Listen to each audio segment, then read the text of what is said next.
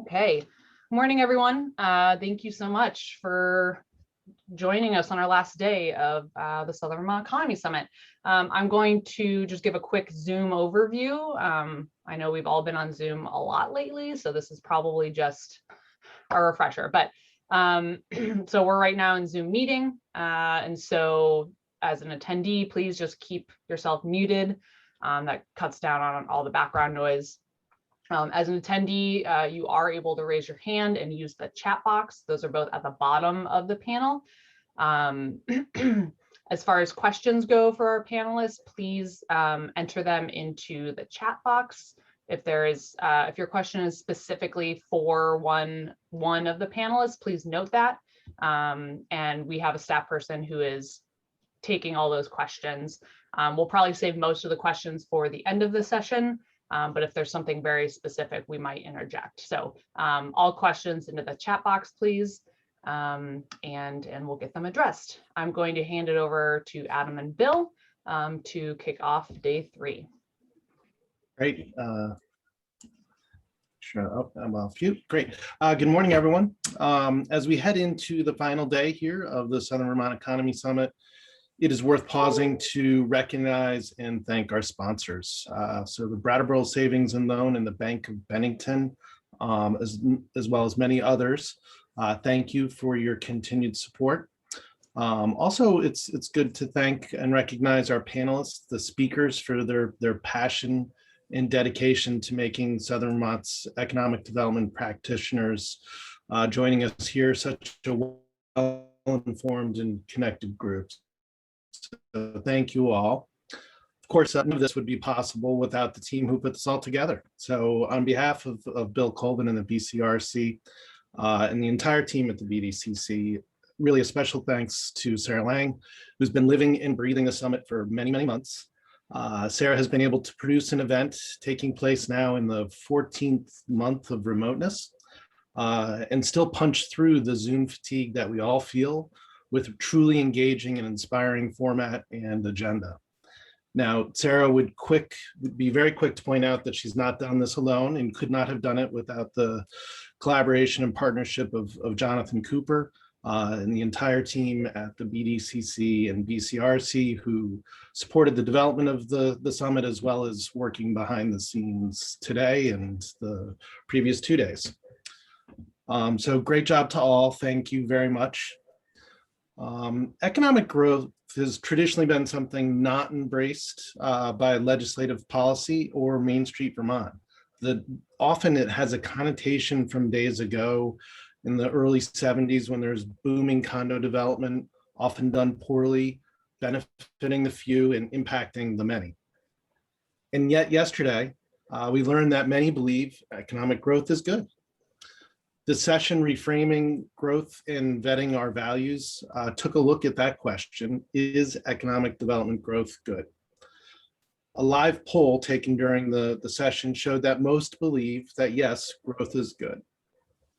Now, mind you, the poll was taken during a summit that has economy in its title, so perhaps not a complete view of Vermont society, but nonetheless very encouraging.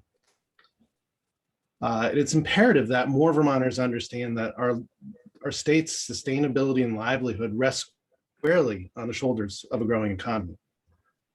The support businesses received by Governor Scott and the legislature these past 14 months has been truly life-saving. And we must together find ways to continue to ensure that growth is happening in order to fund the many existing legislative priorities, as well as those not yet envisioned or implemented. And regardless if you agree or disagree with what the state should provide or not provide, common ground can be found in supporting growing economies. Done right, policy can strengthen the Vermont business climate while still ensuring Vermont's history and desire to lead the country in its commitment to protecting the climate, its children's health, education, and the Vermont way of life. So we hope that the summit and the remainder of today's program has truly inspired you to do that. And with that, I'm going to turn it over to Bill, who has a few more opening comments. Great. Thanks very much, Adam. And to those joining for the first time of the 3 days today, welcome. For those of you rejoining, welcome back. We appreciate everyone's participation. I certainly echo Adam's thanks to both our sponsors and to the dedicated staff for both organizations and pulling off what we think, and we hope you agree, has been a really terrific 3 days. Yesterday, we continued at lunch the theme of welcoming new Vermonters. In the case of yesterday, consistent with another theme of equity and inclusivity, we heard from a panel of new Vermonters who are also new Americans. They had the chance to share both the excitement and the opportunity of moving to Vermont, as well as some of the challenges in the integration that they faced. So this lunchtime theme of new Vermonters has really been terrific. In the afternoon, we had the opportunity to hear from Susanna Davis, the first ever executive director of racial equity for the state of Vermont. And what was really, I think, an eye-opening presentation for many of us. We heard about how equity is not the same as equality, and the historic barriers to equity exist. And while they're often subtle, they are always substantive. We learned that the work in Vermont on increasing equity and reducing the barriers, making structural change to deal with or for structural solutions for structural problems. That work is really just beginning, and that work often really begins with us and our families and examining our own biases. It really does start at home. So fascinating. I know Susanna and her team are out as often as they can to spread this message. And we hope that certainly all of us will embrace it and continue to promote it. As we move into today, as I noted, we will continue the theme at lunch of new Vermonters with a panel looking at welcoming new people to Vermont and the opportunities that new people bring to our communities. And we have a terrific panel session this morning, which we'll slide into now, looking at 4 really inspiring stories in small communities and how small changes can create significant results and really inspire communities to be more and be better with a change of attitudes. And finally, we'll cap off the summit with a keynote from social enterprise pioneer Majora Carter, who will look at strategies for retaining talent in communities that may be currently low status, but with talent retention, elimination of brain drain can really become strong, functioning local economies. So we hope you'll enjoy today. Again, our thanks to Sarah and the team on both sides, as well as our sponsors. And with no further ado, I will turn it over to Danny Lichtenfeld from the Brattleboro Museum and Arts Center, who will facilitate this morning's panel. Danny, thank you. Thank you, Bill, and thank you, Adam, Sarah, everyone at BDCC and BCRC. It's really a pleasure to be here. Good morning, everyone. Welcome to the Southern Vermont Economy Summit panel discussion, Small Scale Changes to Strengthen Our Towns. I'm Danny Lichtenfeld, Director of the Brattleboro Museum and Arts Center, and I'm happy to be your facilitator this morning. The Brattleboro Museum and Arts Center is a non-collecting contemporary art museum housed in Brattleboro's former Union Station building. The way it came into being almost 50 years ago, with a couple of groups of local citizens rallying to save what was then unused and dilapidated historic building from the wrecking ball, is really a beautiful example of how small-scale changes can strengthen. It took very little money, just a whole lot of dedication, hard work, and community spirit on the part of scores of volunteers in those early days who cleaned up the building, did some light renovation, repainting, polished up the old brass fixtures, and then called upon local artists and historians to create exhibits. And in doing so, they turned an eyesore into what would become one of the important anchors of Southern Vermont's now vibrant creative scene. Today, the museum offers dozens of exhibits every year, scores of events, and hundreds of programs with local schools and other groups. We employ about a dozen people, and we welcome over 15,000 visitors through our doors each year. Those intrepid founders of the Brattleboro Museum, I don't think they could have imagined what their individual, volunteer-based, small-scale efforts would yield in the decades to come. So I'm really looking forward to hearing today from 4 leaders who are at the forefront of exciting efforts in their own communities that are intentionally starting small and have the potential to make huge impacts over time. Before we get started, I just want to make sure you're aware of what's coming up next in the program. I hope you're able to attend the session Applying an Equity Lens to Vermont, Structural Solutions for Structural Problems with Susanna Davis, Executive Director of Racial Equity for the state of Vermont. If you missed it, you can watch that later as all the sessions are being recorded. And then next up at noon today is the final panel in the New to Vermont Lunch series titled How New People Generate New Opportunities for Our Communities. And that will be hosted by Peter Fish-Case of Fishhook Communications. So now in this morning's panel, we're about to hear 4 inspiring stories of initiatives that have engaged community members to overcome negative expectations and create new beauty, value, energy, and investment. Our guests will highlight planning, arts and culture, diversity, and social capital in their projects, which are unfolding or have unfolded in Oswego, New York, Tompkins County, New York, Erie, Pennsylvania, and Somersworth, New Hampshire.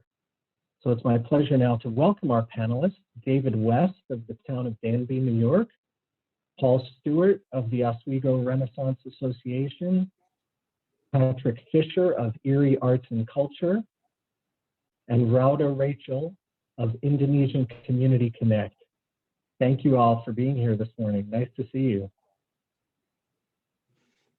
So to get underway, I'd like to ask each of you to give us a quick overview of your work and specifically your small scale project. If your project has a name, tell us what it is. If not, what would you call it? And tell us about the time frame, the budget, the resources, funding, maybe the staffing, and the key outcomes. I think we can assume that everyone tuning in here this morning is interested in learning about how small-scale changes can have long-lasting impact and what it takes to be successful in those types of projects. So maybe you can describe your project with that in mind. And why don't we kick it off here with David? Great, thanks, Danny. Hi, everyone. I'm happy to be here. My name's David West. I am currently the town planner for the town of Danby, which is in Tompkins County. But I'm fairly recently in that role and came from working for Tompkins County as the senior planner for housing. I just want to introduce myself quickly. I'm a total zoning nerd, love everything incremental.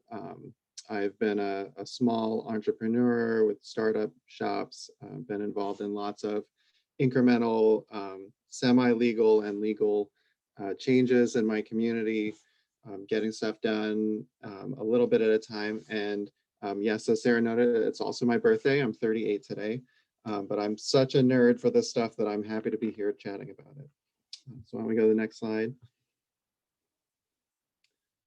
So I think the reason I was asked to be here and the reason I'm talking about my previous job is because in my time at Tompkins County, before the pandemic, we brought the Incremental Development Alliance, which is a nonprofit that their goal is to train small developers and communities to make incremental changes, to do development in an incremental, small scale way around the country. And Tompkins County had implemented or completed a housing plan with a lot of public outreach, and we're a college town and we have a huge housing shortage. There's a big mismatch between wages and housing costs, and we're really behind. We're 30 years behind in housing, essentially. And one way to address that is incrementally. So we brought the Incremental Development Alliance. We spent about $50,000 of funds that was part of implementing that housing plan to bring them to do a slate of public presentations, lectures, a small developer seminar to train people who would like to be small developers who are in the community. Maybe they're contractors or landowners or just people who are leaders in their neighborhoods and have a lot of heart and want to make changes and want to be the one who does the changing rather than waiting for someone else to do it. We also did trainings for municipal staff around the county, zoning analysis workshop, and working with municipalities to figure out what is the next smallest step that they can take. And that's really the mindset that at the county level, we were hoping to get people to embrace. One of the interesting things about being a county in New York State is that we're a home rule state. Counties have very little power, but a fair amount of funding. So we have lots of carrots and not a lot of sticks.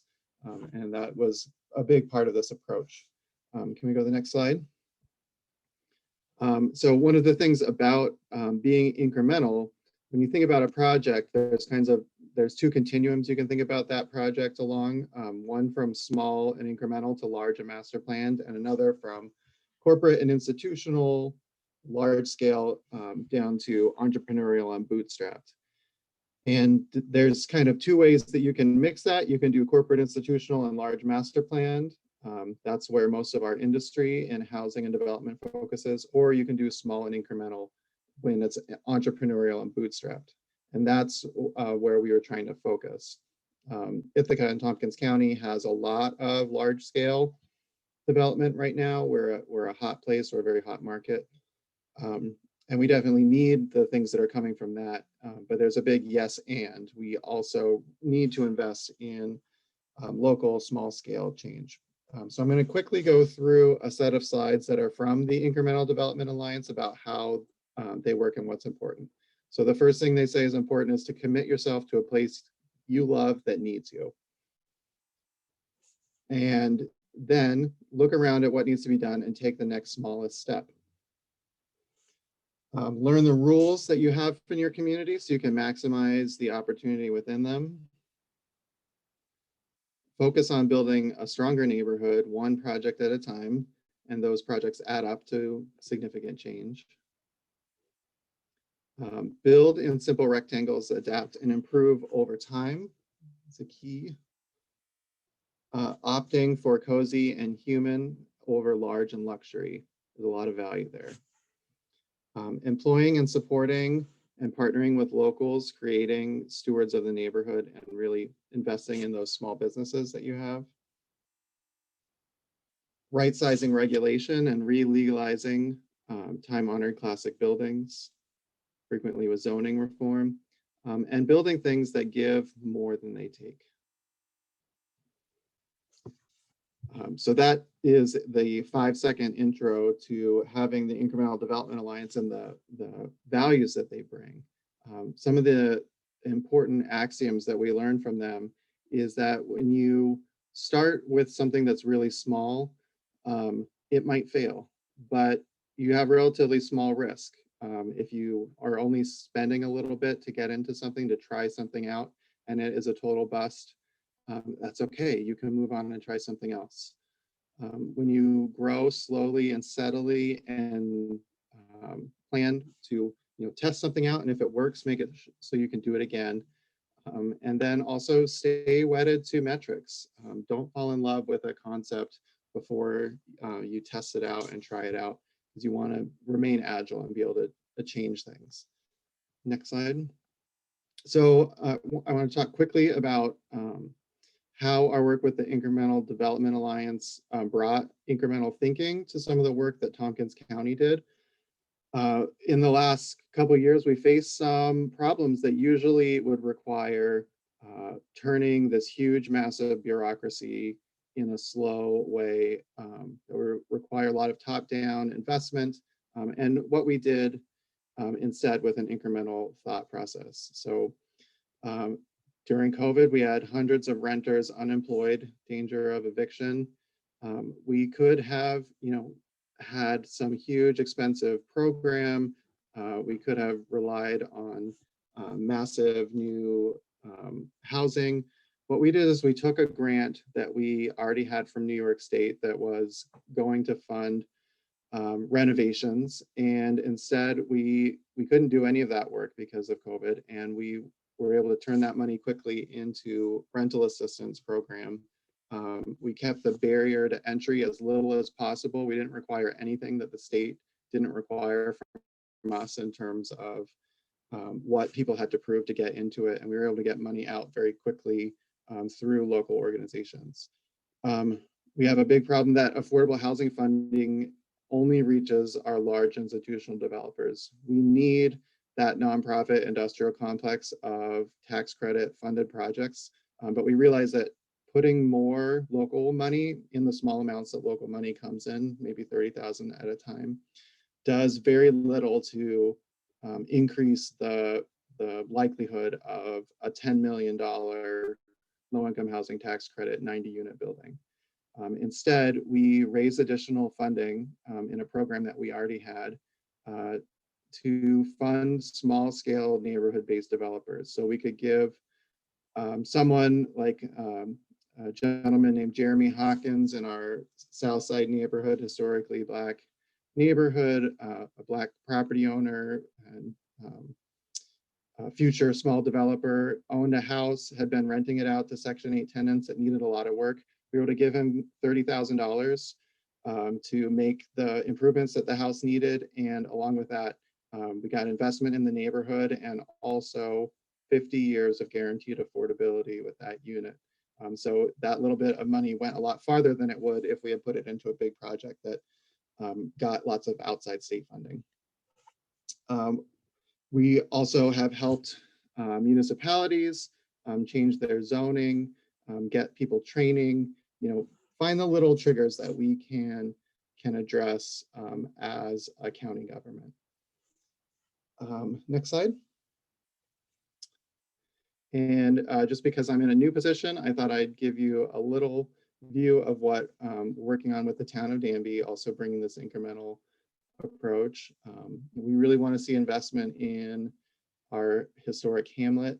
We could do we could get a consultant, bring in a form-based code, spend 2 years and $100,000 on a process that would get us lots of pretty pictures and the latest and greatest in zoning codes and consultants, but instead we're going to use existing staff, that's me, make small edits, a few at a time, that will enable the kind of development that we want, and really focus on how we can make it possible for the people who live here to make the changes that we want to see and invest in our neighborhood over time. And that really starts with getting people involved, removing barriers in our zoning, keeping it simple with text amendments a little bit at a time, and keeping that incremental approach. So that's the incremental development project. As I said before, it took about a year, was about $50,000, about 2 staff people with the county, and then we really involved a dozen municipalities, hundreds of people from the community as volunteers and participants in that process, and trained 60 small developers and had one-on-one mentorship with a dozen. I'll let us move on to the next presenter and be happy to take questions later. Thanks, David. Before we go to Paul, I just have a quick question or two. So the Incremental Development Alliance itself as an entity is what? An alliance of those towns or counties that you're referring to, or is it a nonprofit organization, or what is it? Yeah, so the Incremental Development, or IncDev, is their nickname. They're a nonprofit. They're a national nonprofit. They're closely associated with, though not directly a part of, the Congress for New Urbanism. So a lot of them are what we call new urbanists, people who are interested in building kind of traditional walkable places. And they go around the country and have faculty, which is kind of their trainers all around the country that do work coming into communities. They do 2-day developer boot camps for people who own land and want to get into having projects. Their goal is to really be a ground up kind of organization. So they want to find people who are contractors who want to get into being landlords and building buildings, or people who, want to see a neighborhood improved or want to see affordable housing, and aren't just going to wait for someone to come and rescue them. They want to do the work themselves. So they have this melding of the dogma of trying to invest in neighborhoods in the incremental way that we built neighborhoods, but also really training people on the nuts and bolts, the dollars and cents of the small development process and how to get it done. So we were happy to have them here as a municipality to focus on how can we help in that process, but they also work directly with people who are going to do the development. Great, thank you. And Sarah's noted in the chat that they actually came and worked in Rockingham, Vermont, which I wasn't aware of. So thanks, Sarah. Thank you again, David. We'll have further questions for you and for everyone, but let's go to Paul now, and we'll get the overview of everyone's projects, and then we'll go back for more conversation. So Paul Stewart from the Oswego Renaissance Association. Thank you, Dave. Just a point of question. I loved the prior presentation, but that just up through the panelist introduction. We're not going to get to pushback from the latter parts of the prompts. Can I clarify? I couldn't tell whether that was the whole thing or just the introduction from the previous speaker. Oh, you're asking about how we're approaching the prompts? Yeah, because I thought we were just going to answer. You suggested earlier we were going through one question at a time, but the previous speaker, which did a great job, looked like he went through quite a bit. So I want to just know how you'd like me to proceed. I see. So if you, Paul, can give us the overview of your project, timeframe, budget, resources, funding, staffing, outcomes, and then we'll get that from the other projects as well. And then we'll go back and talk about some of those other prompts, like pushback from residents and things like that. Sure. Thanks for okay, so what that means is I want to change this a little bit, and I'm going to share a screen. I know that you've got some slides that I sent you, but it'll be simpler if I just share a screen and in the similar style that David did. So give me a moment here. Here we go. Okay. All right, let me get it a little larger here and a little smaller here. There we go. Okay, looks like I need to magnify just a wee bit. Well, not too much. There we go.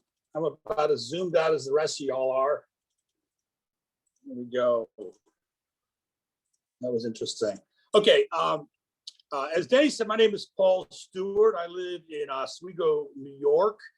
And, I'm the director of the Oswego Renaissance Association, which is really a not-for-profit project that is really done through the local college, State University of New York at Oswego, where I work.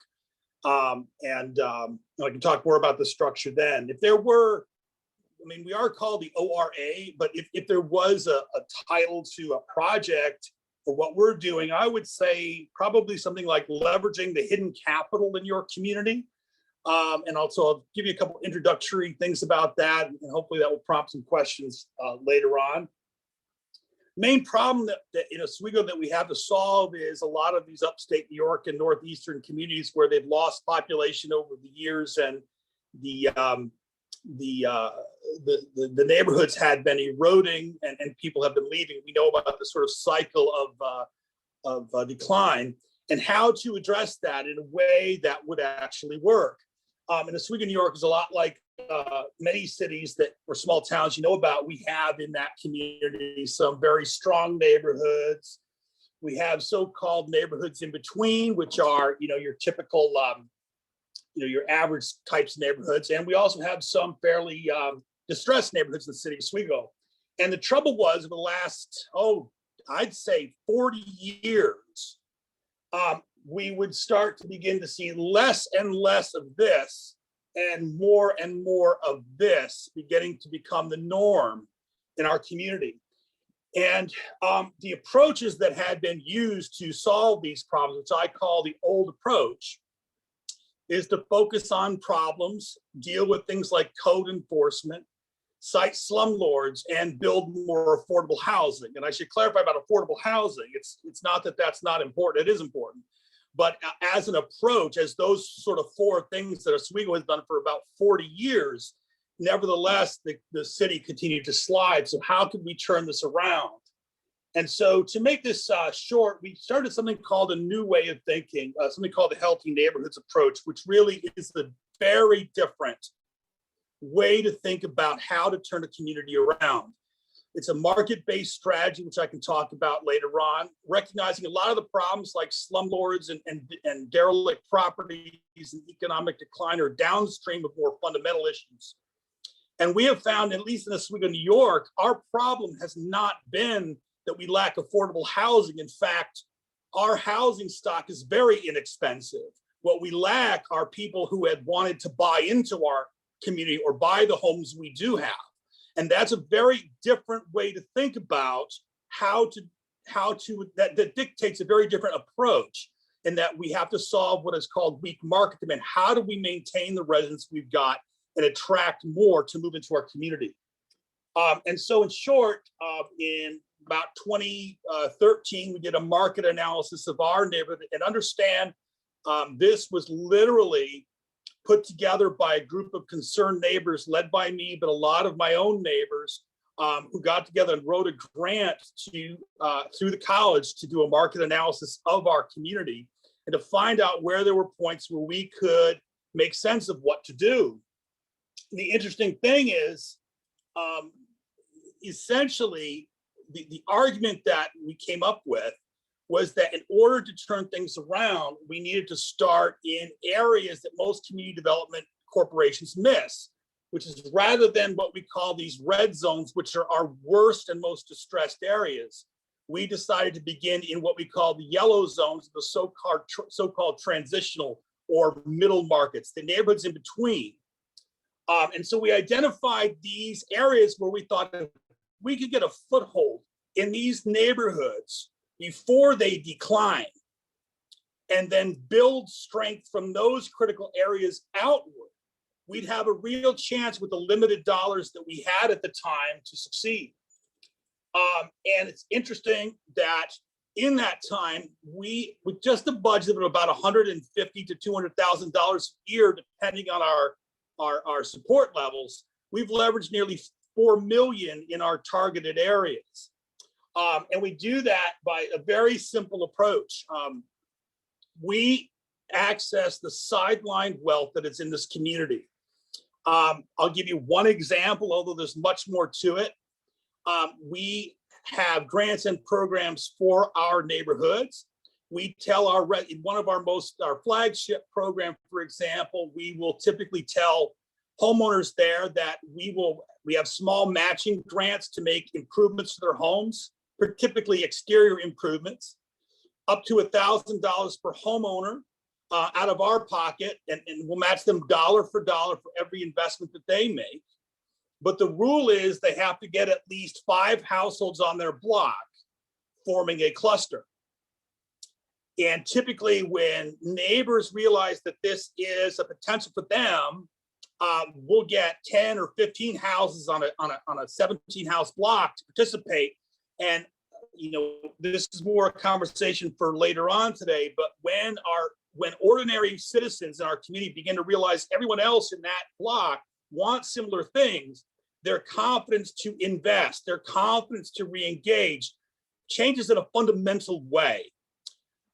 And so I would say that in that time, we have gone from some early pilot street improvement programs in 2013 and then this program has grown as more and more blocks have become involved over the subsequent years. 2014, where are we now? 2019, 2020. This is this year. This is 20. Oh, actually, this is 20. This was 2020. This is going to be 2021. The stars are an example of new blocks that are applying. And so what happens is it becomes almost like a movement, and most of the money that we access is leveraged by people in the community themselves. And I talk about, I know there were some slides there, things that you see like this in that picture cost us $1,000, a simple $1,000. This example of a rental property cost us $1,000. That just cost us $1,000, and so on and so forth. And you do this for a period of time. And over time, more and more residents begin to conclude that it makes sense to stay in this community and invest because everyone else is investing too. And I would say, to give you an example of perhaps our most successful area, this is a kind of a Google Street view of one area where we've worked for the longest. Those circled houses in that, all those green parcels are houses that have participated, but the circled ones are former dilapidated rentals that are now owner-occupied conversions. People are buying into the neighborhood in a way we haven't seen in the past. This has economic spillover effects because now, as people who can choose where they want to live stay and new residents are moving in, it is just a virtuous cycle of reinvestment. It's affecting our downtown, and the psychology of our community is turning around. And this can be done for very, very little money if you know how to approach this. And so I'm excited to be able to talk about it. I hope that was sufficient, Danny. I think that's as far as I'll go for now. Oh, that's fantastic. And what a brilliant project, Paul. Congratulations. So just a couple questions. The who's behind this Oswego Renaissance Association? What is that? Is that a municipal agency? What is that? Okay. What was the effort? Where did the vision and the effort come from? Yeah. So the people behind it are ordinary residents, to be frank, like myself. I was not a community developer. I guess I am now. But our funding sources include, we have a local foundation, the Richard S. Shinneman Foundation, where I write grants to them. And so they fund part of what we do. And then we get a lot of $5,000, $7,500, $10,000 financial contributions from local banks and institutions throughout the community, real estate agencies, things like that. And we kind of cobble together this budget of about 175 to 200K a year. And we leverage about 3 to 4 times that each year. And what they do, they see the success. Everybody knows about the success. So it becomes easier to argue, let's continue this as we go forward. Absolutely. There was a question about whether this spills over into the weaker neighborhoods, which I will address when we do the Q&As. I know there were some questions that came up. Okay, good. And just one more quick follow-up, because the reason I'm asking this question is I want audience members to be able to envision themselves, undertaking something similar. And so I just want to understand your role in this. Or do you now work for the Oswego Renaissance Association? Are there paid staff here? Yeah, so that's an unusual thing about us. So we did not have the financial, we don't believe that we have the philanthropic capacity in Oswego to fund an organization like ours. So it requires a couple crazy people, including me, to actually run it. I do it as volunteer work. I mean, I work at the college. This is sort of like what I do in the community. So our whole board structure, 8-person board structure, it's all volunteer. We don't have payroll. So that 175 to 200K a year goes, almost all of it, to the improvements. It does create an issue where, because most people aren't this crazy, like to do this for nothing. But if you have a staff, you'd have to have somewhat larger budget. But there are so many ways to pivot this so that you don't have huge overhead, because most of the work is done by the neighbors. You just provide the guidance and vision for how you can empower them. And they know what's best for their neighborhoods. We don't master plan their activities out. Terrific. Thank you, Paul. We'll have more questions for you to tell us more about that project in a bit, but let's hear from Patrick Fisher of Erie Arts and Culture. Patrick, if you could give us an overview of your project, your work. Yeah, happily. I'll wait until my slides are pulled up there. If you want to start with the first slide. Thank you. My name is Patrick Fisher. I'm the Executive Director of Erie Arts and Culture. I want to thank you all for having me this morning. Erie Arts and Culture is the Regional Arts Council. We're located in northwestern Pennsylvania, and we serve 6 counties here in our region. We were founded as the first arts council in the Commonwealth of Pennsylvania in 1960. And our 4 programmatic pillars of service focus on capacity building. So how are we building the capacity of the individuals and organizations in our service region who are using the arts and humanities to serve the broader community? We are a funder and advocate for arts and lifelong learning. We believe that everybody, regardless of their socioeconomic status or geographic location, deserve access to meaningful arts and humanities learning experiences at all stages of life. We are a preserver and promoter of diverse culture, which is what I'm going to be speaking about today. And then we're also a placemaker and a placekeeper. I think oftentimes we focus on terms like placemaking, but we neglect to realize that many of the communities that we're serving already have an identity, and sometimes it's about placekeeping. We're a small team, but I think that we punch way above our weight, and oftentimes folks think that we are either larger in budget or larger in staff than we truly are. If you want to go ahead and move on to the next slide. So as I mentioned, we serve 6 counties in northwestern Pennsylvania, and we're headquartered in the city of Erie. The city of Erie has been like many cities in the Rust Belt, where it has been experiencing economic as well as population decline since the 1970s. It was also around that time, however, that we became an official resettlement city. The city of Erie itself was probably built for a population of about 150 or so thousand residents. At the worst of our decline, we were down to about 60 or 70,000 residents. Now we estimate our population to be sitting right around 100,000. Of that 100,000, it's estimated that approximately 20% of our population are new Americans who have come here as refugees. And in doing so, they represent 85 plus countries of origin.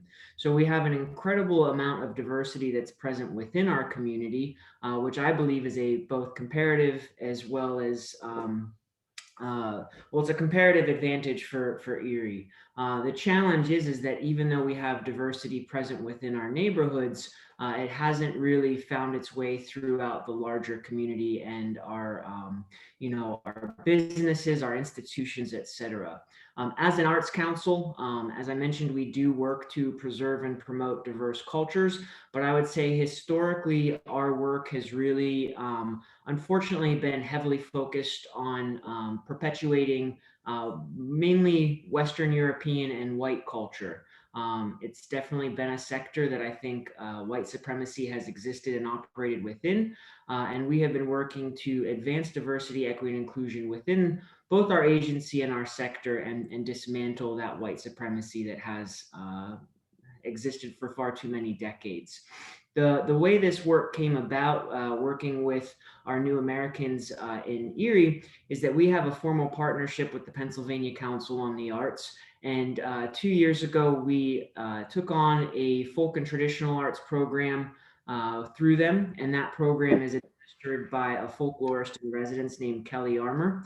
And Kelly has been doing great work in the Erie community for, probably the last 15 or so years, creating inroads as well as building relationships with Erie's new American population. If you want to advance to the next slide. So one of the challenges in Erie is that there's a huge divide between the east side and the west side. State Street, which is the main street in downtown Erie, serves as the geographical boundary between East and West Erie. West Erie has been a portion of the city that has historically received more or disproportionate resources than the east side. Additionally, if you look at the population on the east side, you have a far more diverse population present. So there have been a lot of negative perceptions about Erie's historic East Side. And as a result of that, there has been a tendency to try to either avoid traveling into or through neighborhoods within Erie's East Side, but also avoid investments in Erie's East Side.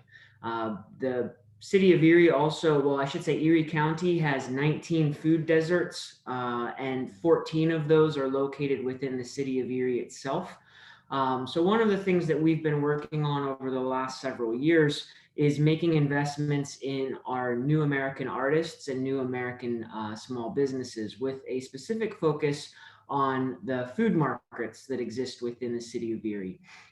As individuals are approaching this topic of food deserts and how to remedy what has been a systemic issue, oftentimes they're talking about how do we entice large chain grocers to invest in the City of Erie. They're thinking about Wegmans and Giant Eagle and Tops and other regional chains. But the truth is that there's actually a very strong ecosystem and infrastructure that exists within the city that is providing healthy food options at an affordable rate.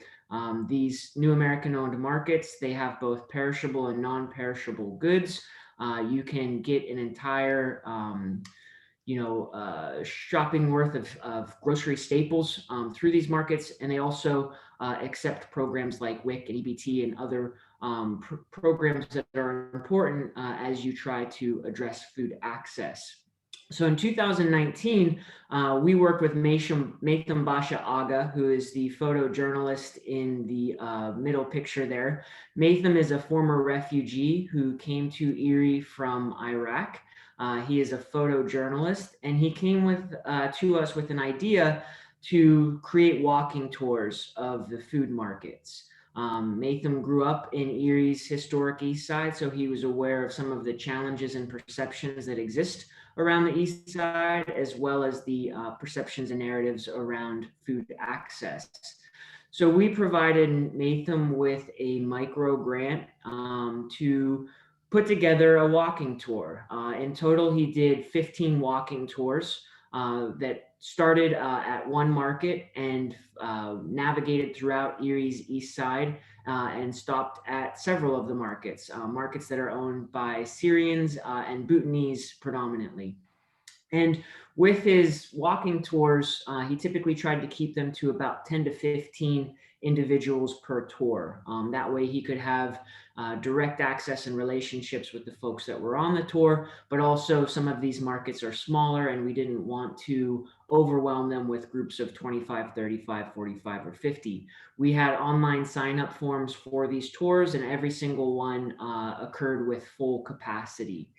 And as individuals walked through the tours, they, Maitham talked to them about the East Side and both the aspirations as well as challenges that have existed within the East Side and his personal lived experiences having grown up in the East Side.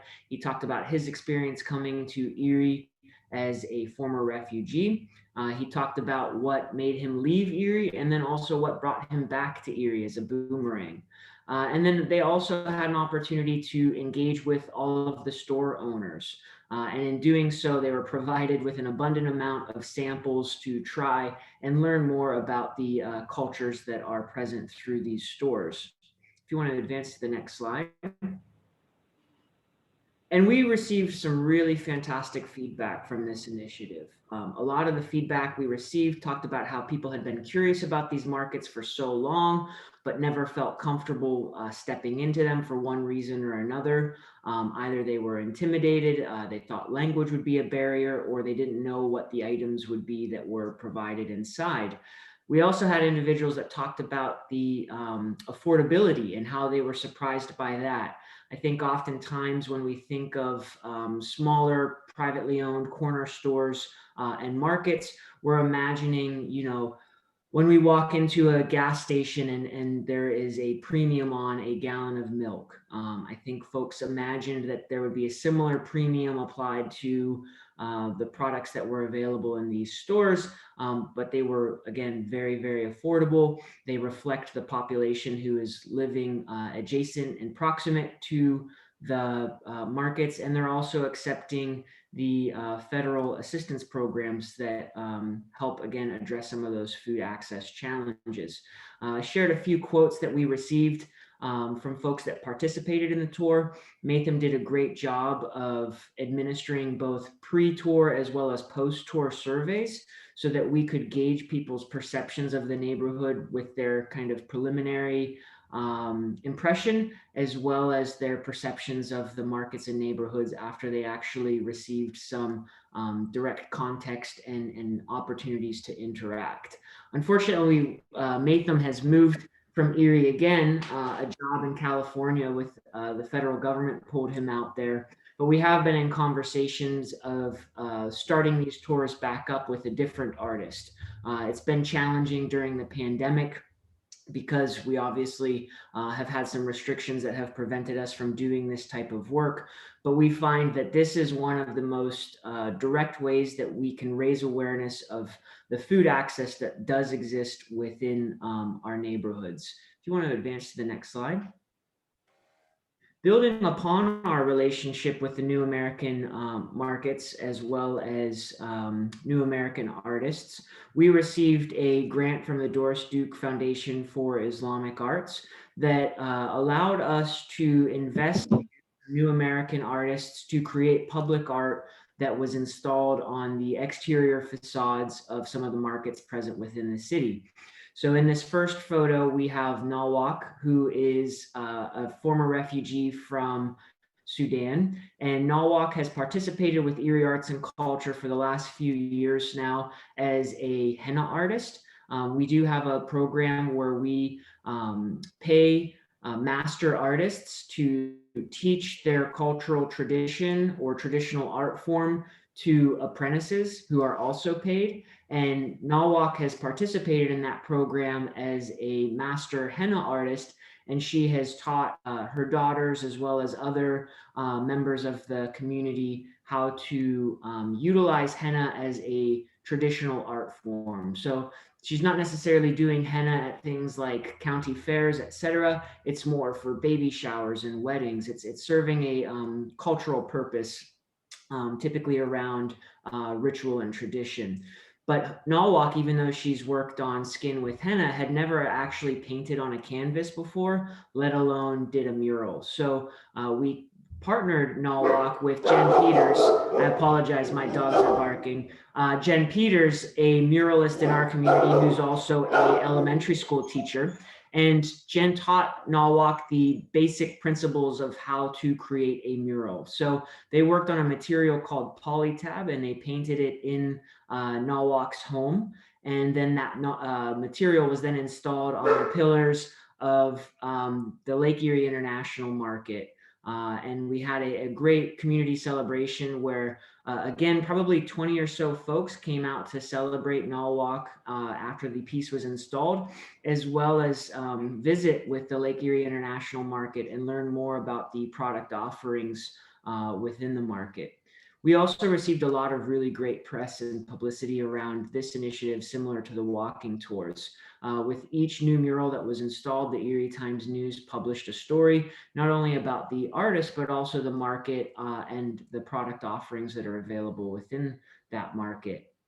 We did 2 other public art projects with additional artists. So we had Ali, who is a former refugee from Iraq, and he installed public art, a 4-panel mural on the exterior of the UK supermarket, which is a Bhutanese owned market. And then we had Gada, who is also a former refugee from Iraq, and she is a graphic designer, and she developed a digital artwork that was then printed out on corrugated plastic and installed on the exterior of the Al Medina market, which is, again, an Iraqi-owned food market in the city of Erie. So these are some ways that we have invested in building the capacity of both New American artists as well as New American business owners in an effort to try to get people to cross over that barrier that is State Street from West Erie into East Erie,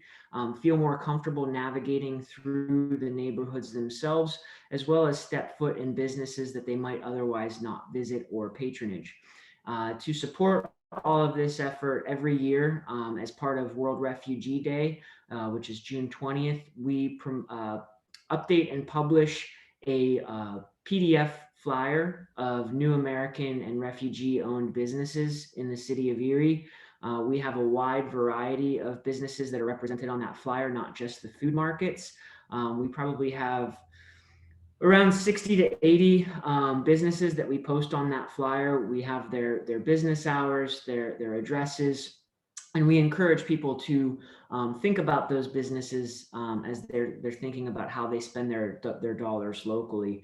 And I'll say every time we update that flyer, it's single-handedly some of the highest accessed material within our website as we look at our back-end metrics. Folks really seem to gravitate towards that document, and it's really wonderful hearing people's experiences as they utilize these businesses that are present within our community. And that's my presentation, and I look forward to answering any questions you might have after the fact. Thank you so much, Patrick. I have a quick question right now, and then we're going to move on to Rauda. This all really speaks to me personally because I also work in the arts, and I so appreciate projects that revolve around artists and making community connections and things. I wonder if you just have if you can share with us quickly your sense of what the real, like if you zoom way out, what are the positive impacts that all these different projects are happening? What's the positive impact happening at a community-wide level or a city-wide level?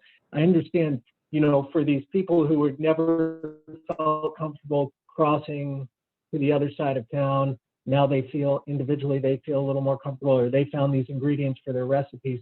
What's all this adding up to? What do you feel like are the really important and valuable outcomes of this activity on a large community-wide scale?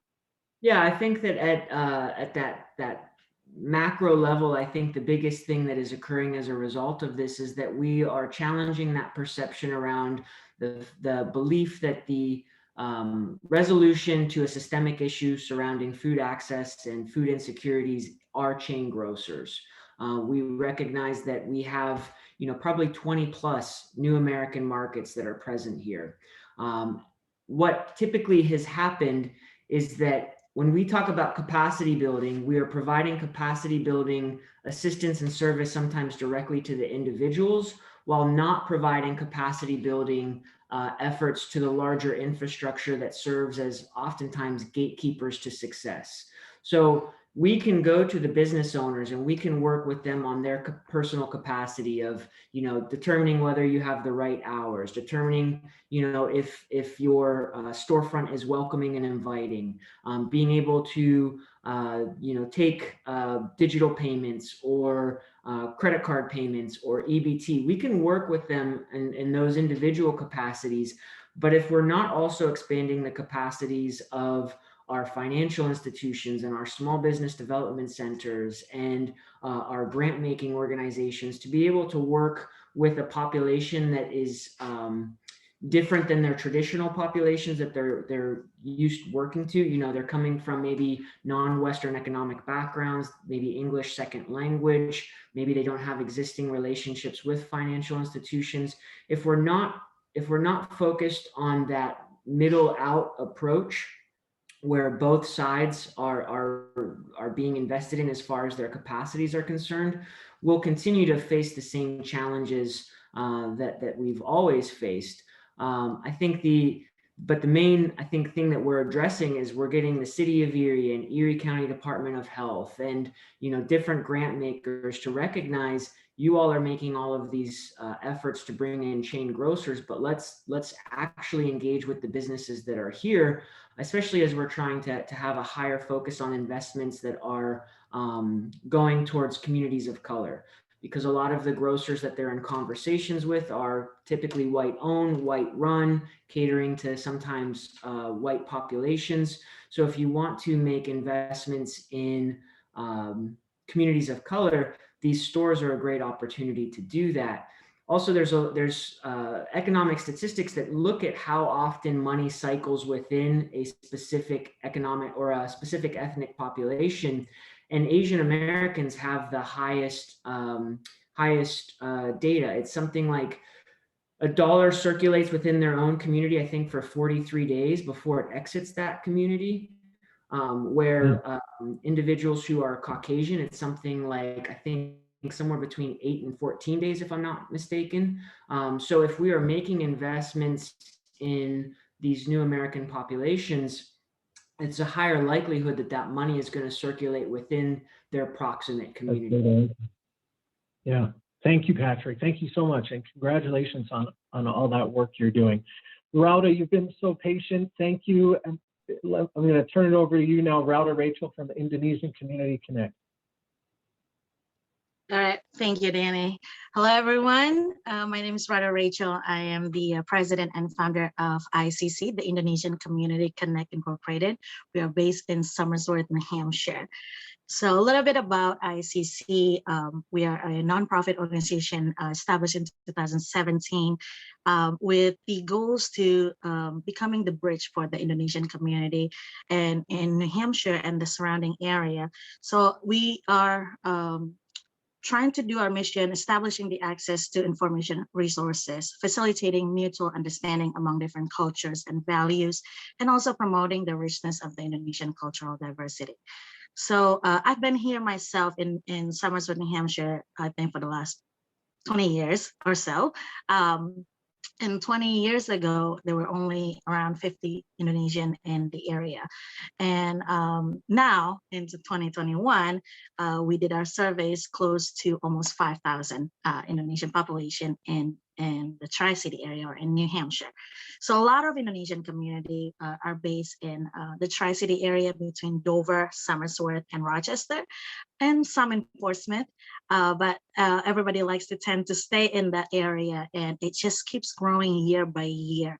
I think because of the economic opportunities and a lot of families bringing all extended families coming here, and they love New Hampshire and they decided to stay. So this ICC, we founded because there was a lot of things that was very demanding in the area. And one of the things is to really, connecting with the local resources, connecting with the local government, and really at the same time, facilitating mutual understanding about our cultures and how do we really promote the Indonesian culture, through food.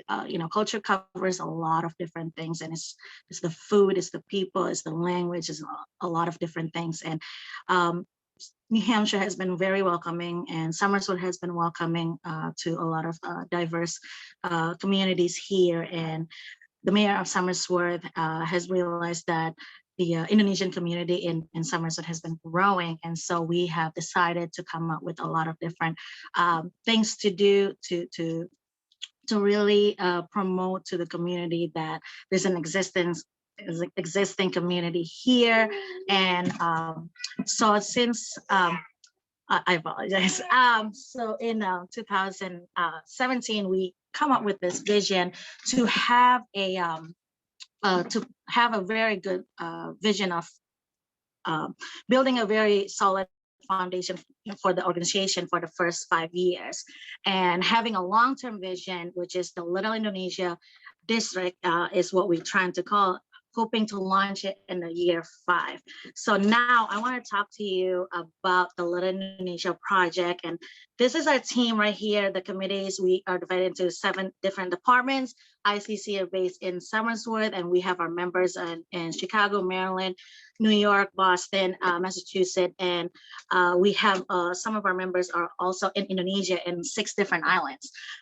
So it has been very challenging for all of us to meet remotely on our weekly or monthly meetings, but everybody really kind of go with the go with the same vision, go the same mission, and with all the different projects that we do, we try to really not only showcase the culture, but also trying to see if we can do stuff that can benefit the whole community, the Indonesian and also the local community in Dover and Somersworth and the surrounding area. So we have ICC Indonesia, we have the Little Indonesia team, we have the marketing and the Little Indonesia advisory board. Going to the next one.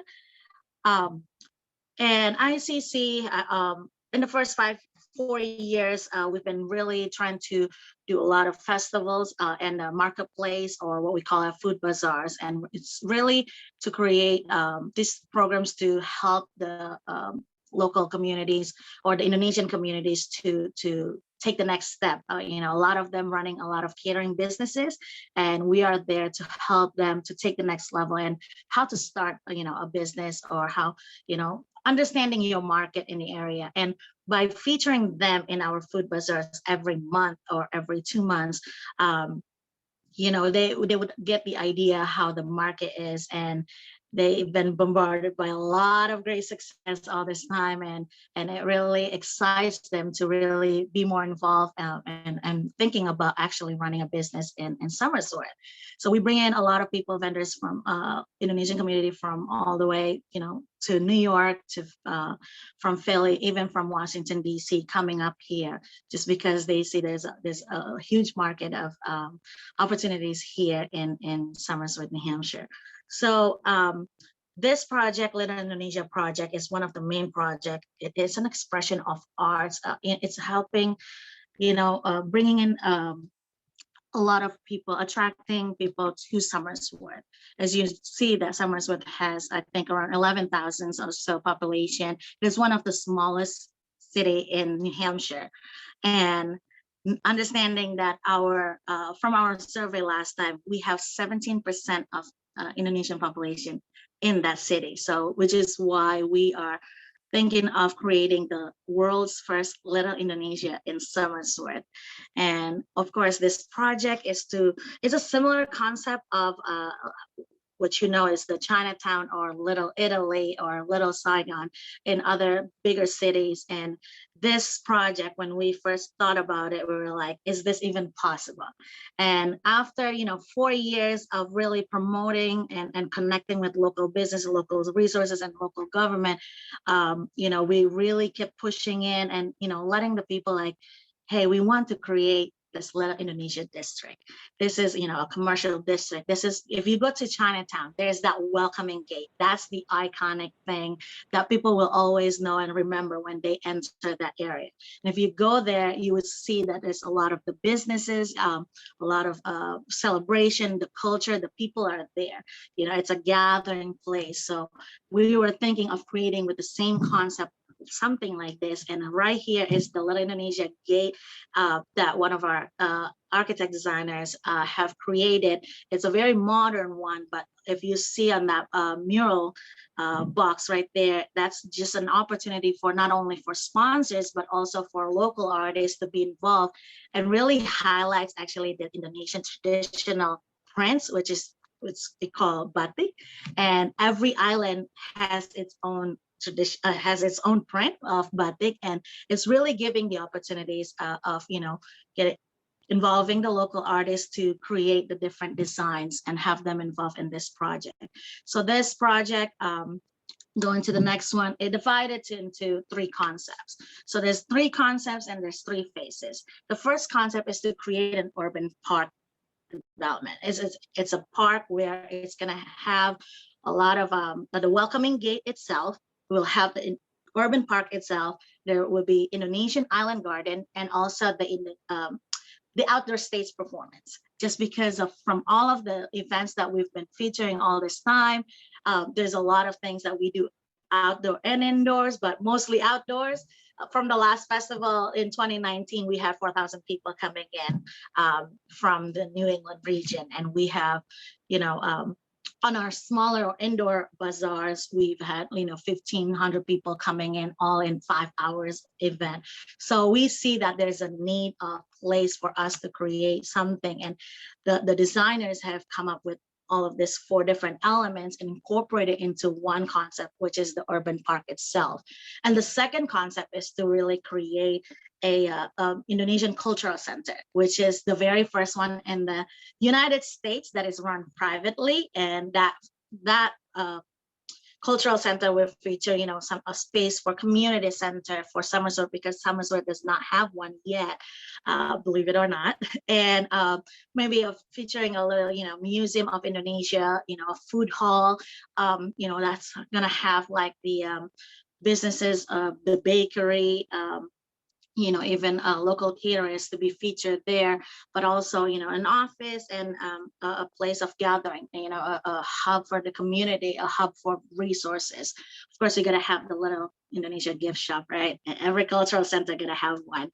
But also, and then third one is really focusing on the sustainability of this project, is to create that the commercial district itself. We hope that we can grow year by year, and bring in businesses to here, branching out here or relocate here, or even for new startups.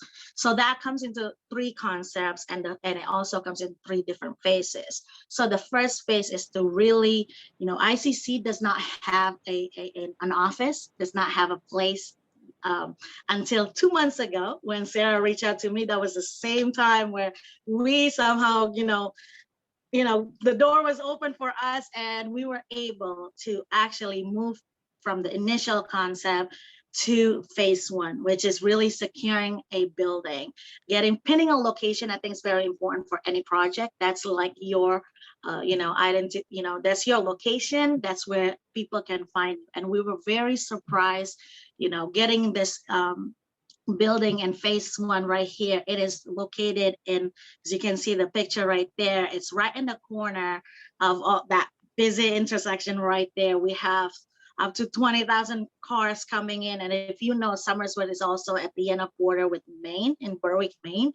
So there's a lot of traffic in there. And that is actually the first entrance to the Somersworth downtown. So we are in the downtown area, and having us, getting this place with such an affordable place for us to start for leasing for like a year or 2.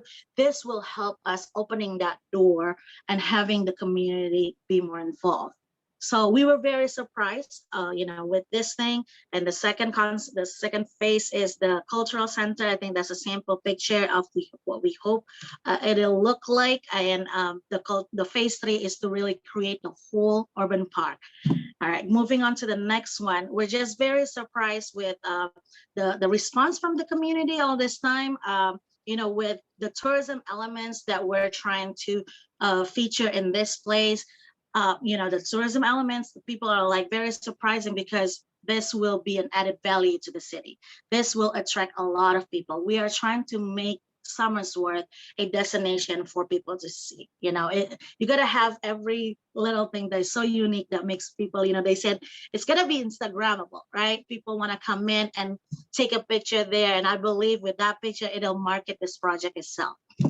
So we love how the response from the community. We have the educational signage, and again, that's one of the batik prints on that frame. There's that batik sidewalk that we're hoping to connect with the local artists to create something like that in the area, in the urban park.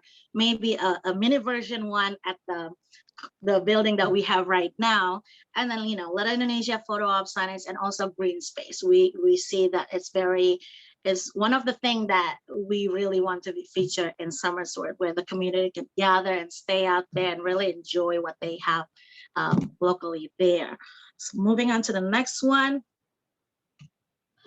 So here it is. This is the first phase right here. We finally got a place, although it's for leasing for now, but we finally have, I think, around 1,900 square feet of a space for us, and it has a lot of different rooms that we can feature. The Indonesian cultural showroom, we have the one room for the Little Indonesia gift shop, we have the Indonesian food pantry program that we've been running all this time, partnering up with the local food pantry in Portsmouth. And food has been a very challenging thing for us, because a lot of other food pantries in the area. Most of them, it's not as common for us to like they don't have jasmine rice, right? So by working with the and we eat rice 3 times a day, by the way. So by working with this food pantry, they were able to create a very unique pantry, for our people to be able to take advantage of, and especially for those that are heavily impacted by COVID-19. And in the past, before we get this place, we've been delivering it to I would say 1,100 families in the area for Friday and Saturday for the past like 4 or 5 months. So it was a lot of work, and all of us and I at ICC are volunteers. So it was really nice to have people having, the heart, the passion to really serve the community this way. So once we get this place, everybody was like, thank goodness, right? Thank goodness we have this space. Now we're not gonna do delivery unless they are, they have the COVID, but now people are able to come in and really, get the pantry here, physically here. So these are, team of us in front of the building, and that's the Indonesia sign. We are hosting a grand opening tomorrow at 3 p.m. And so in the past 2 months, it's been crazy. It's been crazy trying to move from one phase to the other. And when we first get this, we got this from, thank you. We got this space were offered to us in the beginning of March. And again, 2 months ago, we weren't even thinking that we were gonna get a space, right? So then after we got this place, they offered it at only $1,400 a month for us for this such big room. And we were like still thinking whether we should take it or not. And when we actually decided to really let the public know about this project, and we did a seed funding campaign, which is for only 4 weeks. We were very surprised. It turned out that we were able to collect $13,000 in just 4 weeks, and it's all coming from just individuals from the community. And we were just very shocked, and we see that this is, something that would be not only, this is an added value for Somersworth, and this will also be, an economic drive for Somersworth itself. We, with the marketing that we've been doing, as you can see with the branding and all that, it's very bold with the colors and all that. And it's just out there. We're really putting Somersworth on the map. And now everybody's really asking, looking forward to get to the opening, looking forward to be more involved. We created a volunteer management calendar where they can sign up for a couple hours here and there, because we don't have the budget yet for the having a payroll on it, but it turned out to be great. We have people just keeps coming in, wants to help and offer, what we can do, to make this going and to sustain this project. And so, having this, the most challenging part for us is to really create an outdoor exhibition, and having going through with all the codes, right? All the codes from the city, and it's been very challenging. But they have a commission also trying to bring more colors to the city. So that's where we come in and really, present it like, here are the different flags that we want to kind of put up there, just like a batik print that will feature city of Somersworth. It's going to be, additional things for brings in colors to the city, and we're in the progress of trying to get that approved. But for this opening, if you take a look at our social media, all of this different signage, letters, all of this different colors of flags, batik, the banners are out in front of this building, and people have been coming in and tell us, we want to support.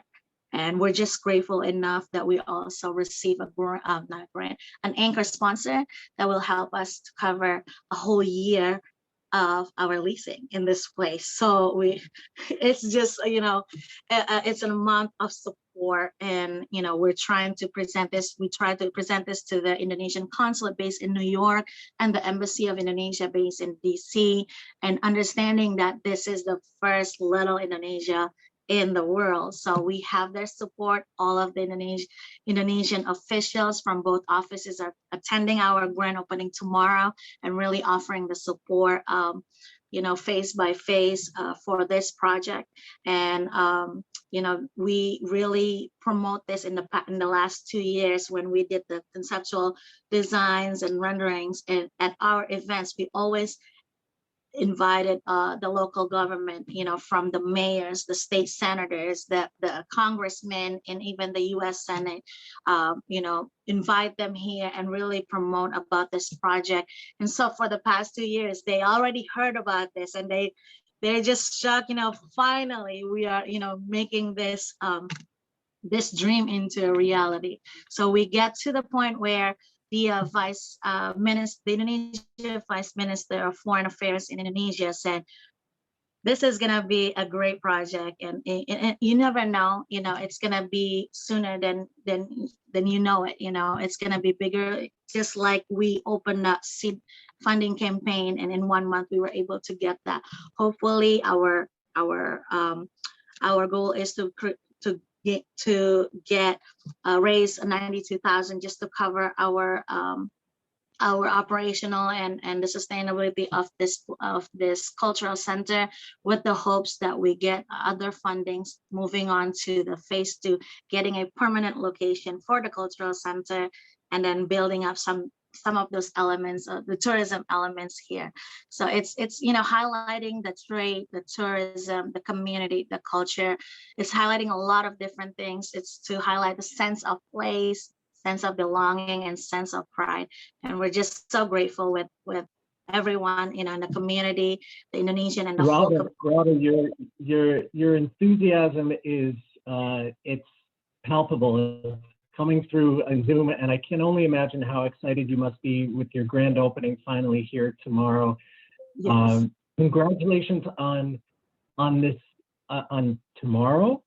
And I love that what you've shared with us is both a combination of a really grand vision that in some ways doesn't feel like small scale incremental change, but also you've given us some insight into the somewhat small scale steps that you've taken in order to get to this point so far. So how exciting, and I'm amazed that you're even here and participating with us on the day before your grand opening. But so wonderful to hear about your project. Thank you. Thank you. Now we had some questions and prompts queued up for everyone to talk further about your project. And so what I want to get to a few of those and circle back to some of our other panelists. And I'd also like to remind everyone in the audience that your questions and comments are absolutely welcome. And so if, as they come to mind, please put them in the chat and we'll get to those. One of the questions that we had queued up was, what benefits are your projects providing to your community? I feel like each of you have kind of addressed that about your projects already. So I'd like to jump ahead and ask you each of you to respond to two related questions, and maybe we'll start with Paul.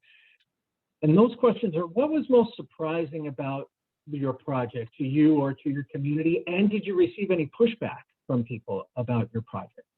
And so, Paul, maybe we'll go back to Oswego Renaissance Project, and you can speak to that, and then we'll give everyone else a chance to weigh in as well.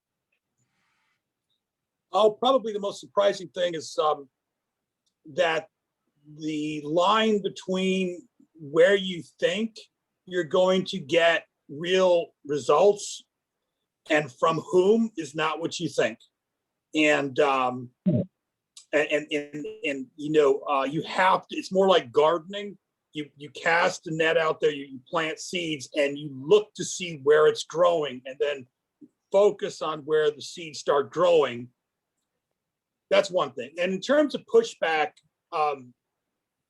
well, we that sounds like a question that's almost designed for someone that's about to implement a large project and do it to an area. We are the residents, okay? So we give them a lot of leverage and power. The only pushback I would see is there is something to, we ask residents to really help themselves. We help them when they help themselves. They have to do the work. And sometimes pushback can come from people that want this to happen for them. And that does not sustain. And I'll leave it at that. Well, let me follow up briefly. If I was understanding your project correctly, there were choices being made about which neighborhoods, which blocks, which, where these resources were going to be applied, where this work was going to get done. Was there not pushback from people who felt left out, or like this wasn't benefiting them? No. Let me share a screen real quick. Because this does come up quite often. Let me pull this up. If I get a map here.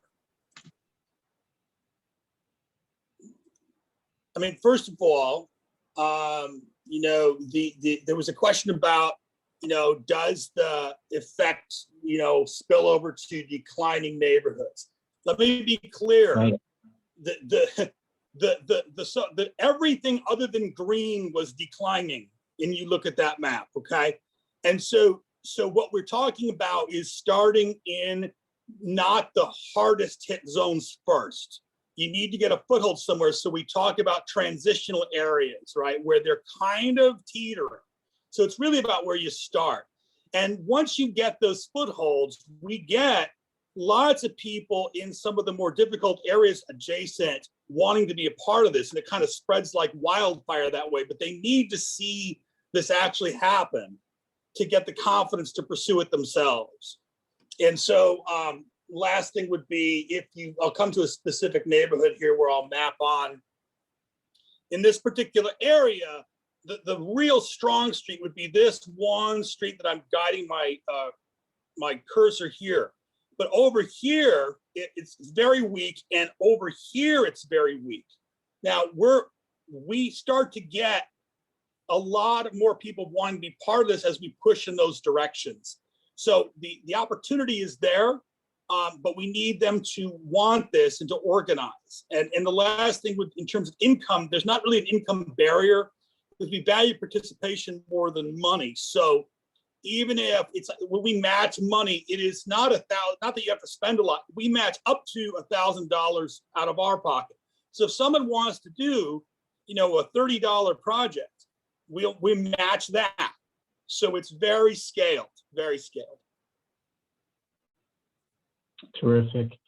I just want to note a comment that Tim put in the chat, which I just want to second. This is such a great idea for getting neighbors to influence each other. And it sort of comes, and it feels like it comes immediately with buy-in from participants. Like, this isn't a matter of, as you're saying, like, an outside entity trying to sell anyone on anything. Right. It's just great. And there's a question here. I'll just follow up real quick with Paul, and then I want to bring that question about surprises and pushback to each of the others of you. But Avery asks, what are the demographics of Oswego like versus the demographics of those who've taken advantage of the program? Well, Oswego is pretty darn homogenous, I have to say. We're like 97% Caucasian. And so we have there's not really you don't go to one neighborhood where there's different ethnic backgrounds so much in Oswego. Age as well. I don't have any information that would tell us there's age differences in participation or demographic per se. It really is a function of social outreach and connections. we've had some success, for example, on very like blocks with lower incomes, because you'll have this one or two critical people that really want to have their neighborhood get better. And then they connect to their neighbors there. And so it's hard for me to answer that question, because it's not, our neighborhoods don't divide cleanly along ethnic lines or age lines. There is some income lines probably, but we do it on a sliding basis. So income is not a barrier. Great, thank you, Paul. David, how about you? Surprises in the work you've done? Any pushback from residents? Yeah, Or pushback from anyone? we didn't really have any pushback from residents, and I think part of that is that our project started very theoretical. It was a lot of cheerleading and I think bringing information and educating, and less involved in our project was, specifically building anything. We did get a little pushback from municipalities. So the Incremental Development Alliance project was funded and organized by the county. And the county has a comprehensive plan that says, how we want to see development happen and where.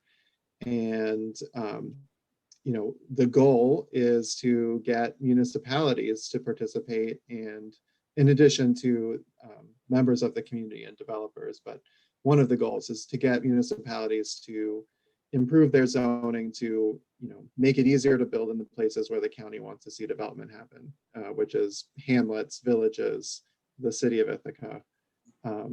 And I think anytime you have a higher level of government suggesting things to a lower level of government, a more local level of government, there's going to be some pushback. And negotiating those relationships is always difficult. So there was a little bit of that, a little bit of reluctance to participate on behalf of some municipalities, or just, I think, reluctance to take it to the next level. Mm-hmm. Mm-hmm. Thank you. Patrick, how about you? Surprises, pushback? Not really any surprises or pushback per se, because it's hard to get angry at trying to raise awareness of food access. I think we also went into our project with some pretty strong theses of what we were going to accomplish, as well as the steps we were going to take as part of our project timeline and deliverables. What I will say is exceeded our expectations was the amount of investments we saw stores making after we made that initial investment in them. There was such a sense of pride that developed out of the public art that was installed on the exterior facades that many of them wound up investing in new lighting, which we know better lit streets and neighborhoods become safer streets and neighborhoods. And there were some other additional investments that were made by the store owners to their exterior facades, free of us making any requests or influences, just on their own behalf. The other thing that I think came out of this project is, as a capacity builder, sometimes folks think of us solely for the financial resources we're able to provide to an individual or organization or initiative. But sometimes it's just lending our credibility. Having our name associated with something can raise the profile of that individual organization or initiative and direct new attention to them. In the case of the artists and store owners that we worked with over the last 12 months, many of them have received either additional opportunities as a result of this, or actually grant funding from the City of Erie or the Erie County Redevelopment Authority. So for instance, the Lake Erie International Market, they received funding to buy coolers because previously they were just doing dry goods and goods that didn't need to be refrigerated.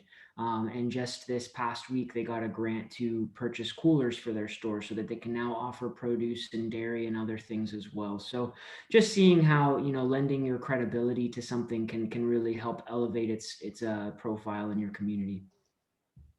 Terrific. Yeah, thank you. That's a great great insight. Rhoda, I can't imagine that anyone in Somersworth has any issues with your amazing project, but maybe I'm being naive. But is there any pushback, and were there things that have been surprising to you? Well, I guess I think it's about how we let the community know and understanding of what this project really means to not only the Indonesian, but also to the whole community in Somersworth and the surrounding areas. Because, you know, I mean, we've heard some people say, oh, then this is gonna be like the Indonesian area. This is gonna be this is gonna be that. And then they said, you know, some people say, oh, it's gonna be marked like the Indonesian city. You know, there's a you know, in the beginning there was a lot of that we heard, just because I think it was not projected to the whole community of what this project really means.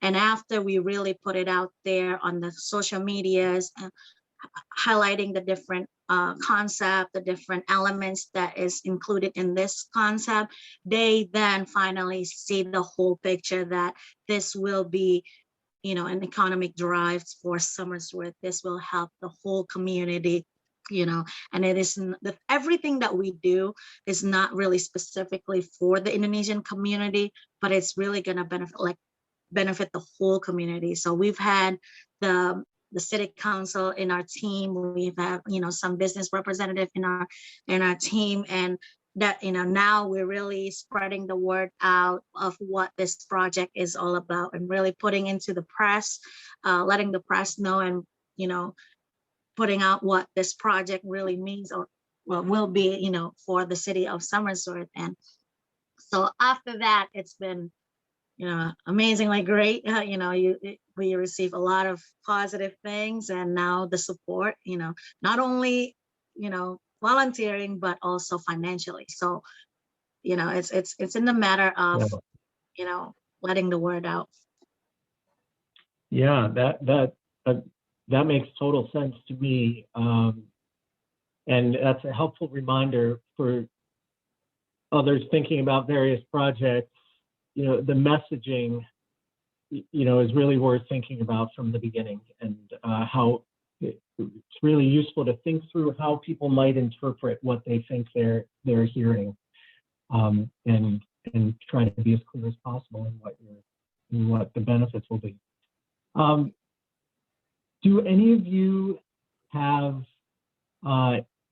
general advice that you are inclined to offer anyone who may be on this call or who may end up watching the recording, who are interested in enacting their own small scale change kind of projects? General advice or suggested first steps? Just chime in whatever order you'd like. Yeah, Paul. Best advice I ever got was from Charles Buki, who said, be willing to move forward imperfectly. Right? You have to be willing to not be perfect. And I'll leave it at that. Yeah. Yeah, I think that's great advice. Can you just say what that means to you, Paul? Or well, I mean, there is a tendency to, it's kind of an arrogance where you think, well, I'm going to do this thing and I want it to be perfect and I got to anticipate all this stuff, and it's naive. It's like you don't know what you don't know. It's like driving in a fog. It's much more important that you adapt to things as they come. And if you're going to deal with the complexities of human choices and all the factors that work at play in a community, economically, socially, you have to be prepared for the unexpected. You have to know that some of the things you do will fail. Some blocks we've worked on fail. Other blocks work really well. And it's like gardening. So you have to accept that's part of the learning process. That's not an indication that anything's going wrong. That's just part of what you should expect. That's great advice. Yeah, thank you. David, any advice or suggested first steps for a small scale project? Yeah, I think to build on what Paul just said, it's to do what you can right now with what you have. Don't wait for someone else or more funding or, the perfect plan. Evaluate what's needed in your place and figure out, even if it's not going to fix everything, even if it's not going to meet all your goals, do something right now. You have some assets. Everyone has some ability to do something, whether it's with their time or with partnerships or just, spending money and effort or getting to know people in your community. There's something you can do right now. And the more these things work with time. So you do a little bit now and a little bit tomorrow and a little bit the next day, and that will make you successful. So don't worry about waiting to start.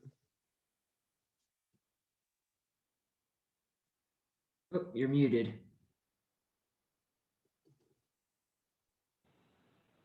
Are you all able to still see and hear me? I just had some kind of internet glitch here. I'm not sure. Right now, yeah. Okay, I apologize for that. Thank you, David. I was able to hear the whole time, so I didn't lose you all, but I lost my visuals for a second. Patrick, Rauda, any advice that you'd like to offer? Patrick, it looks like you. Yeah, I think that oftentimes through the experiences that I've had, communities sometimes feel like things are done to them, not with them. And I think community engagement is often underestimated as far as the amount of time that truly should go towards that specific part of any project or initiative.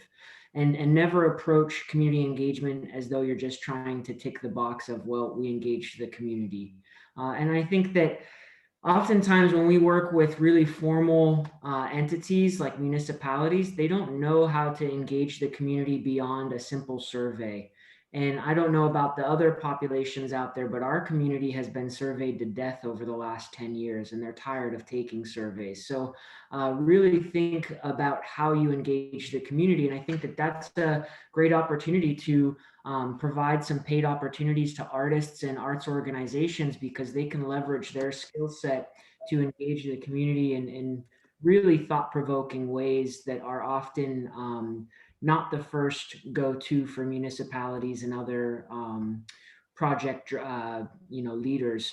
The other thing that I think is really important is if you want people to invest financially in a place, they have to first invest emotionally in that place. And you really have to think about, how do you get folks to invest emotionally in the spaces that they occupy, either where they live, where they recreate, or where they work. Yeah. Thank you, Patrick. What you're saying is really resonating with me and with others who are chiming in here in the chat. And it reminds me of a saying that I've heard in connection with the disability community, which is nothing about us without us.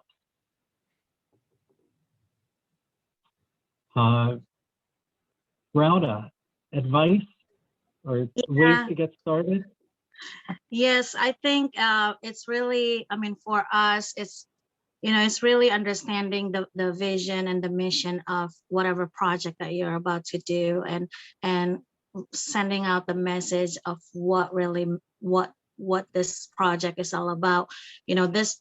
Our project is to build the community locally and surrounding areas. They know that this Little Indonesia project is to build the community. So having a good vision and the mission and understanding that whatever project that you're doing, does that serve the needs of the community?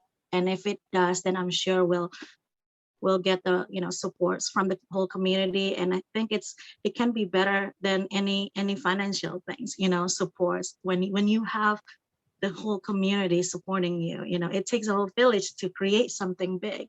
But when you really putting out the word out there that whatever project that you're doing is to help the community, to build the community, then people would be heavily invested in it, emotionally invested in it, and sooner or later you'll see the support. And I'm sure the financial institution will see that this project is real, and just keep doing it, keep pressing on, and really just do your best and creating something. And sometimes they have to see something first physically, then it makes them like, oh, okay, I'll invest on this thing, you know. So do not give up, just keep pressing on. If you believe that this vision is not selfishly for you, but it's to build a community, having a good, strong statement of your vision and mission, I'm sure we'll, you know, sooner or later we'll get the whole support from the whole community. Wonderful. Thank you, Rauda. I'm feeling so privileged to have had this opportunity to be part of this conversation with all of you. I'm so inspired by the work that you're doing. I'm sure our audiences as well, and very grateful for your taking this time today to talk with us and to really dive into how it works and what you've learned and what you have to share. I feel like you've painted a picture for us of how small scale changes can indeed have long lasting impact, and given us a lot to think about in terms of what it takes to be successful. Very much appreciate all of you. So thank you. And, I think, Sarah, at this stage, if there are questions or comments that audience members have, or if there's anything else that you'd like, you know, that you need to do, Sarah, we can turn it back over to you at this point. Thank you. Yeah, I think if people have questions, if they could just put it into the chat, and then we can kind of pull from the chat. I believe the questions that had been answered or had been put in previously were all answered by panelists. You know, personally, I am very excited to hear from all of you. You know, I have the privilege of getting to find you and bring you to the table, and I'm really happy that you know, you guys are doing the work you're doing and that we're able to showcase that here. I think a lot of what you are all working on resonates with a lot of what's happening in our communities, and you know, I really hope people will take bits and pieces from what you have said and the lessons you have learned, and be able to apply that to their specific project. Christy, I just want to pull you in and see if you're seeing any questions that you might want to read out to the panelists for us. And if not, we are getting close to time, so I'm always happy to wrap up early if there are no questions. Christy? Yeah, for sure. There's a question from Marian Major. Curious to know who was the audience that attended the walking tours, both in the community, from neighboring communities, and how were they brought in to be part of the tours? Yeah, great question. So what we have found with the markets, many of the folks that live in the adjacent community are aware of the markets. Many of them utilize the markets. So it's typically the folks from outside the adjacent community that are unaware of what the markets have to offer. But it's also those individuals that are typically applying the narratives to the communities that they're not a part of. They're the ones that perpetuate the narrative around the East Side, you know, being blighted, or the East Side not having access to food and being a food desert or being unsafe. So we're super cautious about the terms that folks from outside a community apply to a community. So we felt like these tours were a good way to challenge those perceptions. So a lot of the folks that signed up for the tours were folks that might work within the neighborhood but don't live within the neighborhood. So we had folks from Erie Insurance attend the tours. Erie Insurance is the city of Erie's only Fortune 500 company. They also have their headquarters probably 4 or 5 blocks from the starting point of our walking tour. So we had folks that are employees of Erie Insurance. We had individuals from the Erie Community Foundation. We had members of the press who then went on to write about the tours and the markets. And then we also just had a lot of folks from within the communities that we serve in general. It was a pretty wide range of ages. We had folks that brought their kids and their family members so that they could, again, learn more about the cultures that are present within our communities. So it was a pretty diverse group that did attend those tours. As far as how they were brought in to be a part of the tours, we at the time relied pretty heavily on digital marketing, as well as the press that we received from traditional media outlets like the Erie Times News. Those articles did include information on how to sign up for the tours. We had Eventbrite pages for every single one of the tours. We have a pretty active blog as well as social media, and Nathan himself also has pretty active social media. So those were the primary ways that we brought folks in on the tours. Great. Thanks, Patrick. We have a question from another audience member, Jessica. If you have not yet done a project in your town, or you not yet have led something of the scale maybe that you guys are working on, what are some suggestions to, just local residents in a community? What are your suggestions as far as maybe breaking through, I wouldn't say a glass ceiling, but breaking through kind of the regular actors that are kind of leading projects, and how do you become one of those, I guess? Paul. I'd like to address that. Yeah.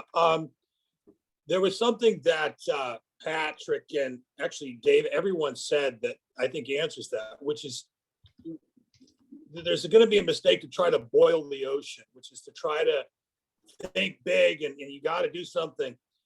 You want to start small, where you within your capacity. So just one example, we just started doing some work in downtown Oswego with some outdoor seating grants, very simple things. And I had this one business owner say, well, unless every store on this, we need to do this, we need to bump the curbs out, all the stores, what's the point if we all don't do it? And I'm like, that's just not how things work. In neighborhoods, that's not how it works. So you get a couple examples of success, and that will tend to create its own momentum that people can see and attach to. So don't do what was within your capacity now and build from that. Thank you. Yeah, I can say the first thing I did in this community, I didn't have, I was a student, I didn't have a lot of money, but the first thing I did is start leading Jane's walks. So Jane Jacobs is famous for kind of bringing the people's voice, and I think particularly a woman and a mom's voice, to urban planning discussions. And every year on her birthday, people all around the country do walking tours of their neighborhoods with their neighbors. So that's one of the first things I did is, just reach out to my neighbors, reach out to people I know, put up flyers, and learn a little bit about the history of some of the places in my community, and start doing tours and getting to know people that way. Jessica, that's a really difficult question to put together a response to, because there's a lot of challenges that come from living within a small community as it relates to finding employment opportunities that reflect your interests and aspirations. But the feedback I would provide is don't ask for permission. If you're going to wait to be invited, you'll continue to be left waiting. Focus on building value-add relationships. If there's a status quo group that's shutting you out, focus on building a new network who share your values and complement your skill sets. Fortunately, if you do find yourself shut out, you might have to consider potentially leaving. There's a saying that says you're never an expert until you leave your hometown. And I think that myself included, I'm a boomerang. I grew up in Erie. I felt very stagnant and frustrated by Erie when I was in my early and mid 20s, because I felt like I had a lot to contribute, but I couldn't identify the access points. So I left. I didn't leave because I disliked Erie or I hated it. I loved it. I just couldn't find out how I could contribute to the change that I knew was necessary. So I left, I gained skill sets in cities outside of Erie. I gained a reputation in cities outside of Erie, and then I eventually moved back. And maybe that's not a possibility for everybody, but you can always also look at, with remote opportunities, et cetera, is there an opportunity to build a reputation or a resume for yourself through working with partners outside of your community if you feel like you're being shut out inside of it? Patrick, thank you. Thank you for those really compassionate and wise suggestions. Thank you, Jessica, for your questions. And I think we're just about at time here.